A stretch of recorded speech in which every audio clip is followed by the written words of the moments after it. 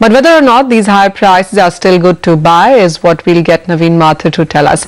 Naveen, hi, good to have you. How are you looking at the crude oil prices? Because even as the Doha meeting was a complete, non-event, we didn't see any result yielding out of it. It really has been what's happened in Kuwait. The IEA statement saying that the non-OPEC output will decline quite sharply for 2016. That really seems to be working its way up on the prices.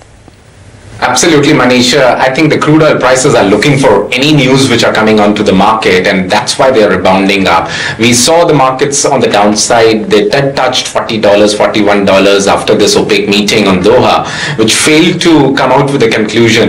But I think the expectations is that the May would bring out some positive results regarding the output freeze, and even the Kuwait going on for a higher production levels from 1.1 million a day. They have gone, I think yesterday they have produced, a day before yesterday, 1.6 million barrels. So I think overall there is an oversupply which will come out with a lag effect. The oversupply would peter out with lag effect, and that's what the prices have been talking about at around $40, $44 levels. Now the point is whether this particular May meeting would come out to be a conclusive news or not is something we'll have to watch out for.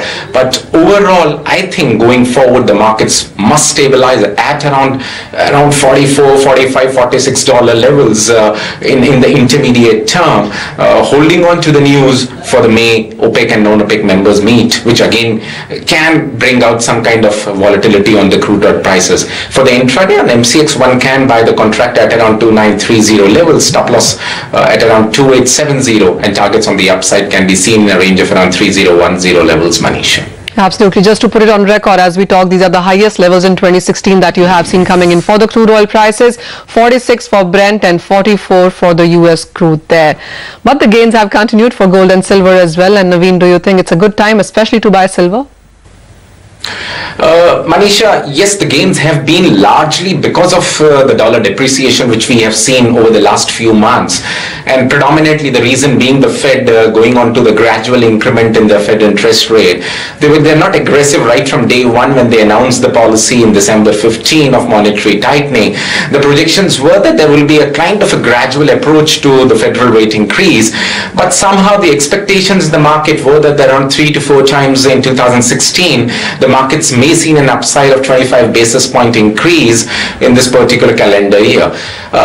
With the Chinese economy in problem, and we saw some kind of a great volatility or a high volatility in February and January start of this year, I think that the Fed has taken a cautious note on this economic fundamentals, and therefore the gradual approach has become kind of 2 increments in this year, or maybe even 1 Fed rate hike this year.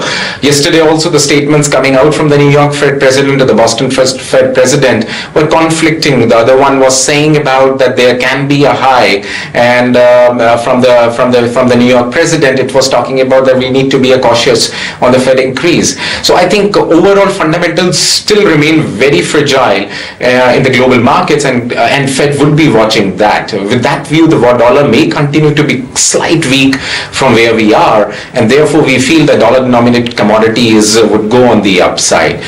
For the intraday, both the bullion pack, gold and silver, would be on the buy side. Silver would be at buy on May MCX at around 40,500 and 600 levels. 41,400 would be the targets, and the downside stop loss can be put in at around 40,000. Similarly, for gold, a buy position can be initiated at around 29,400 levels. 29,250 would be the stop loss, and targets on the upside can be seen in a range of around 29,650 to 700 levels. All right, Naveen. So all buy calls coming in from you today, whether it's gold, silver, copper and crude for the intraday or the very near term. We'll let you go at that. Really appreciate you for joining us and giving us all those strategies.